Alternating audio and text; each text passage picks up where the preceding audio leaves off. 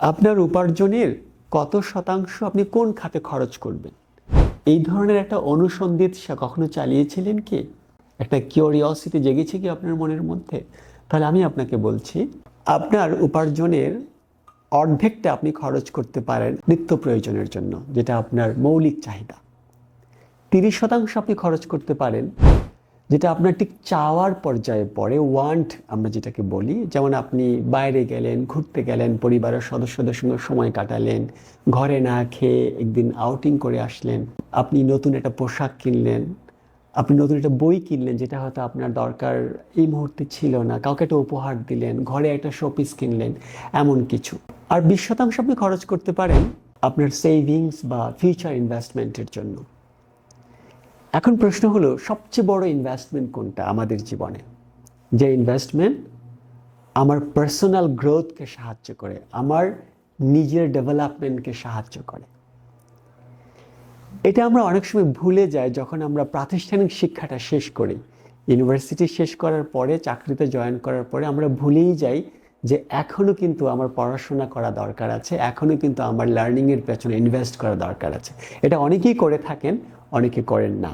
আপনি যদি ক্যারিয়ারে খুব ভালো পরিবর্তন চান, সিগনিফিকেন্ট চেঞ্জ চান, নিজেকে একটা আপলিফট চান, সেক্ষেত্রে বলা হয় অন্তত 10% বা তার কাছাকাছি আপনাকে খরচ করতে হবে। আপনার ইনকাম যদি হয় 1,00,000 টাকা, আপনাকে বছরে অন্তত 10,000 টাকা আপনাকে খরচ করতে হবে পার্সোনাল গ্রোথ এবং ডেভেলপমেন্টের জন্য।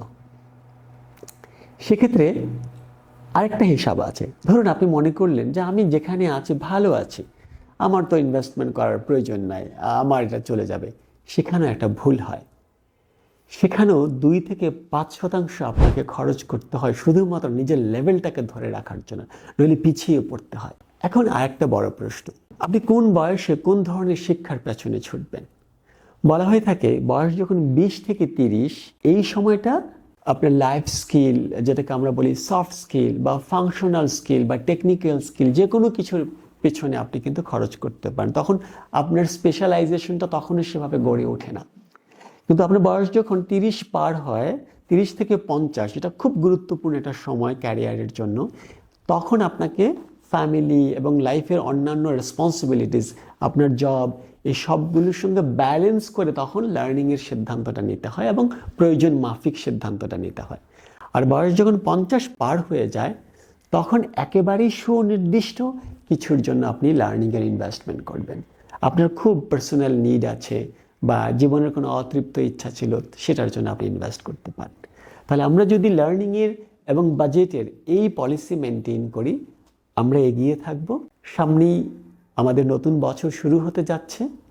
আপনি আপনার উপার্জন, আপনার বয়স এবং আপনার ক্যারিয়ার প্ল্যান, এই তিনটিকে মাথায় রেখে নতুন বছরের জন্য এখন একটি পরিকল্পনা করে ফেলুন।